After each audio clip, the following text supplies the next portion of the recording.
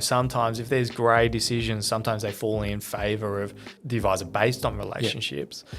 Now, obviously, we're not going to get a claim paid that's fraudulent or completely any big issues, but talk to me about some experiences you've had in the past where that relationship has been super beneficial. Yeah, it goes down to having the understanding and working with the insurer to achieve a successful outcome. I mean, we've had many. One of my most outstanding claims that I ever got paid was for a client who had a multi-million-dollar trauma policy, and it was grey. We worked with the insurers. They were a bit combative at first, and when we worked with them and explained, listen, this is a situation, here's the medical evidence, and we went above and beyond and got further medical evidence, I just turned around to the insurer and I said, listen, with respect, if you don't pay this claim, you're going to have to write to tens of thousands of clients, and there's an issue. They understand that. You go in combative, you fight straight away, no one gets anywhere. Yeah. So it's about working with them. And there are grey claims that don't just follow the normal process and tick, tick, tick, tick, tick, tick. You might get 4 ticks out of 5. And then that 5th tick might be a little bit, it's nor here nor there. Hey there, today I got a very special guest. I got Brad Gecelter. Thanks for coming in, Brad. Pleasure. Thanks for having me, Phil. It's a great setup. So, Brad, we had a coffee a few weeks ago, and I was talking about, the Skye, our businesses, our processes, because we're obsessed with kind of making great client experiences, and we can always do better.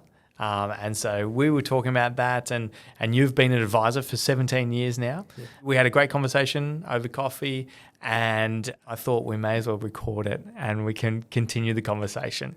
Being an advisor and specialising in insurance, which is what we do here at Skye, what is kind of the most important part of that advisor-client relationship? It's a really good question. You put me on the spot straight up. That's why I didn't ask you or tell you before we record. Okay, well, that's in true Phil Thompson style. I think the biggest part of the process is, I guess, the engagement with the client. I mean, that's what we found. I like to be involved in a large part of the process because the client trusts you. As the advisor, the client trusts you. There's a variety of different businesses out there, okay? And Skye does a phenomenal job with their clients, and their clients love Skye. I mean, you were telling me how your, promoter scores and the surveys you're doing with your clients, they love you. Not surprised. Yeah, I do tell everyone loves me. Yeah, you're right. Yeah. So, I think you're obviously doing the right thing, but various businesses do different styles of activities, and what's important to some advisors is less important to others.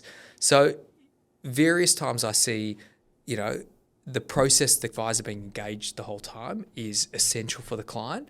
But then other times the client just wants everything done, knowing that they're going through the process, and at the end they'll end up with the advice that they're trusting the advisor to put in place.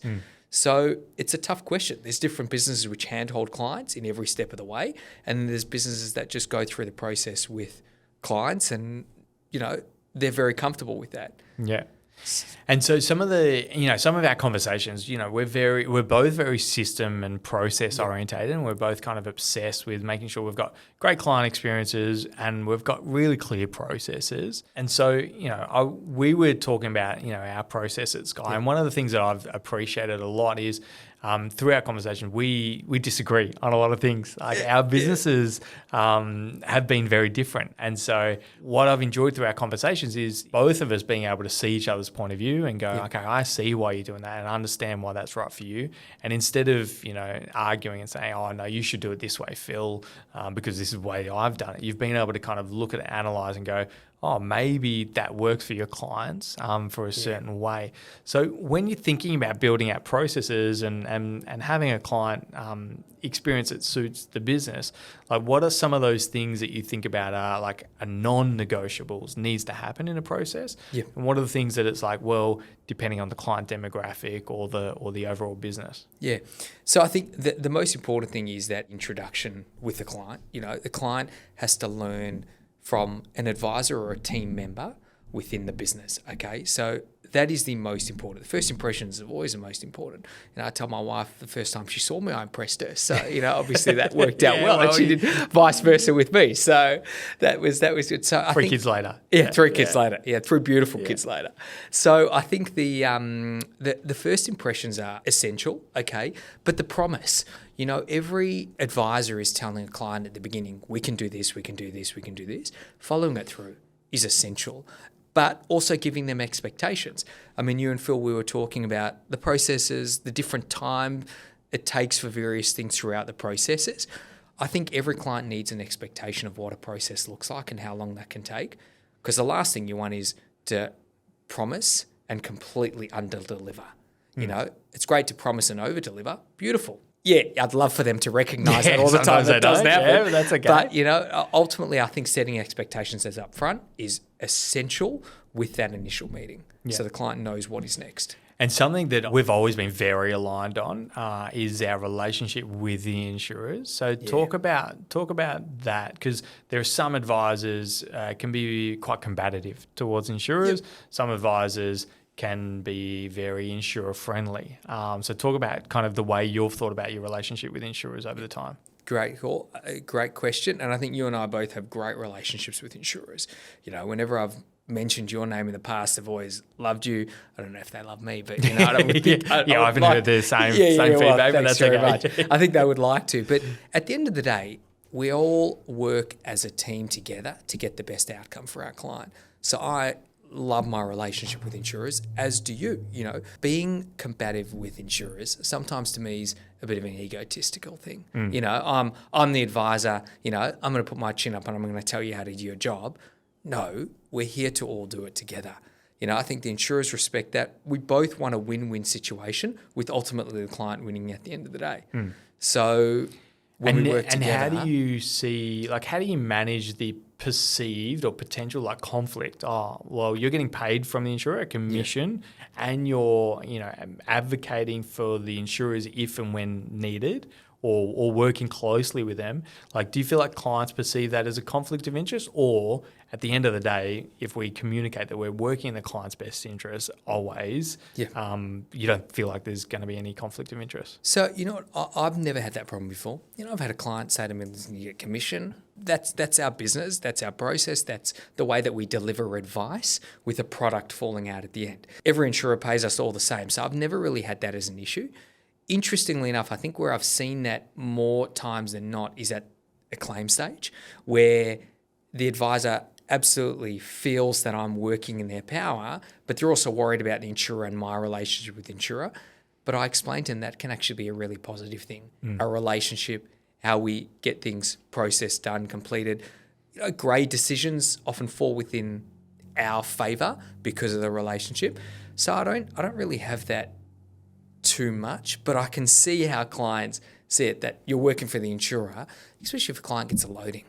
Okay, I'm working for the insurer, I'm getting paid more based on that loading. It doesn't work like that. You know, we're trying to get, it could have been a lot higher, that loading, and we've negotiated it down. So I don't tend to have that as an issue. Yeah, and we've, you know, never really had the issue, but I think it's more a perception thing. Of course. And advisors, you know, that I see in the market who are more competitive, I feel like it's more of a, I'm going to signal that I'm on your side and we're fighting. Yeah. But our point of view, you know, even last week we were in a round table with the insurer, and a matter of being like, as you know, everyone in the room was very respectful towards the insurers, and even if they'd had bad experiences in the past, we all know that at the end of the day we're all human beings. Like, we want to pay claims, and it's always good to see the passion the executives have for the end client. You know, seeing heads of claims or heads of underwriting, they're all passionate about helping people get insurance cover in place and get paid when they need to. So yeah, we've always been very aligned in that kind of, you know, insurer, you know, relationship. Talk to me about, you said that, you know, sometimes if there's grey decisions, sometimes they fall in favour of the advisor based on relationships. Now, obviously, we're not going to get a claim paid that's fraudulent or any big issues, but talk to me about like some experiences you've had in the past where that relationship has been super beneficial. Yeah, I mean, I think it goes down to having the understanding and working with the insurer to achieve a successful outcome. I mean, we've had many, you know, and one of my most outstanding claims that I ever got paid was for a client who had a multi-million-dollar trauma policy, and it was grey. It was great. We worked with the insurers. They were a bit combative at first, and when we worked with them and explained, listen, this is a situation, here's the medical evidence, and we went above and beyond and got further medical evidence, I think it wasn't that, hey, we're not paying this claim, we'll review it, we'll have a look at it, we'll revisit it, and they revisit it in a positive way. I've had many, without going into, I guess, the nitty gritty, we've had many. We recently had one where I just turned around to the insurer and I said, listen, with respect, if you don't pay this claim, if you do not pay this claim, you're going to have to write to tens of thousands of clients and there's an issue. They understand that. You go in combative, you fight straight away, no one gets anywhere. Yeah. So it's about working with them. And there are grey claims that don't just follow the normal process and tick, tick, tick, tick, tick, tick. You might get 4 ticks out of 5. And then that 5th tick might be a little bit, it's nor here nor there. Yeah, and it is funny. This you hear about it as a young advisor coming up. There's a relationship business, this, that, and the other. And I've always been very, I'll let people know when I don't think the right thing's been done, and we'll go into bat for our clients and be combative if and when need to, but in a respectful manner and in a way that should be done. So, but only off the back of building great relationships with people and making that investment in great relationships. We've had plenty of clients in a similar situation where we've gone into bat for them. And without giving Skye a plug, but I will give Skye a plug. That's why you're here. I paid you, remember? Absolutely. I will give Skye a plug. I think your relationships with your insurers massively benefit your clients. Okay? Hopefully they will never have to realise that at some point. I always used to say to clients, if I need to, I'll put on my leather jacket and chains. I've never had to put on a leather jacket and chains. And you know what? I think it's because of the relationship we've built up front, which you have and the team at Skye have, which can only benefit. Yeah. Clientele. And there was a client, and it's both applications and in claims. So there was a client experience where we'd applied for an insurance company. They were considering declining not for health reasons, for occupation reasons. And there was some nitty gritty, but based on the relationship I have with not just our relationship manager, but, heads of, underwriting and there's a reason when a head of underwriting was raising money for a bike ride she did, we made sure we donated for it, is to make sure we grease the wheels for the future. Nothing wrong with that. Yeah. And so, and we got that client covered because of that. And we didn't go to the client and say, guess what? There was a little hiccup here. They were actually considering declining. We just, said, great news. We got the cover as expected. But in the background, the people had to make it work. And that was based off the relationship. And it is something I do feel like, going to an advice firm that has scale, that has influence, matters a lot more than I've ever appreciated in the past. I was just going to actually mention that. You literally took the thought. I was thinking exactly that. There's advice businesses in insurance that have scale, okay, and there are financial planning businesses that do insurance. Nothing wrong with that. But when you think about the scale, the need to get in there and negotiate, the need to act if you need to in the event of a claim, which do happen, and as I said, without going into detail, there are countless times that has come up. It's important for a client to consider that in their, selection of where they want to place their business and who they want working for them. And talk to me about that. When you think about, we've got an obligation to every individual client. We've got to make the best interest and recommendation that is in the best interest for every individual client. Again, there could be a perception of, this insurer didn't pay a claim, I'm going to be grumpy, so none of our clients are going to go there, versus going, well, they, made a decision that I don't believe is right or in the spirit of the contract. It may be the letter of the law, but maybe not the spirit of the contract.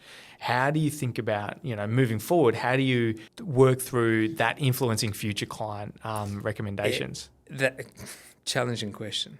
I think we've always tried to use, if there is grey, what impact that will have on our clients in the future. And the insurers sometimes come to the party out of fear. Yeah. Okay. So, but having said that, if there is a decision that I really and truly believe should be paid from a claims perspective, or an underwriting decision that should really go in favour of the client, it does leave a bad taste in my mouth. Like, I can't deny that. Does it have an impact on where I take my clients in the future? It certainly can. Does it drive me to make other recommendations? No. But it could be, an insurer A is here and insurer B is there. I'm going to go insurer B because I had this terrible experience with insurer A. Yeah. So insurers, I'd like to think they know that. I hope they know that. And I think sometimes they do have a commercial viewpoint in some of their decisions based on that. Yeah, for sure. And it's always a matter of, as advisors, making sure we're acting with integrity and making sure we're not going out there into the market and saying, oh, trash this insurer because they didn't pay my client claim. But it also, you know, on the flip side is that relationship building. If you're going to burn every bridge if they don't pay a on the fence claim, then you're going to burn everyone and you're not going to have many insurers left. Completely. And there was, you know, we had a client experience that had chronic fatigue on income protection. There was technically under the contract didn't deserve to go on claim as soon as she did. And I made the argument that both the spirit of the terms, she should be able to get on claim as early as possible, and in everyone's best interest, she should be on claim because it's chronic fatigue. Yeah. If we could start paying her so she's not stressed about her paying her mortgage, the sooner she can rest, recover, and go back to full health. And so there was, you know, the contract said she shouldn't have started, but there was, you know, the insurer came to the table because of that relationship. Yep.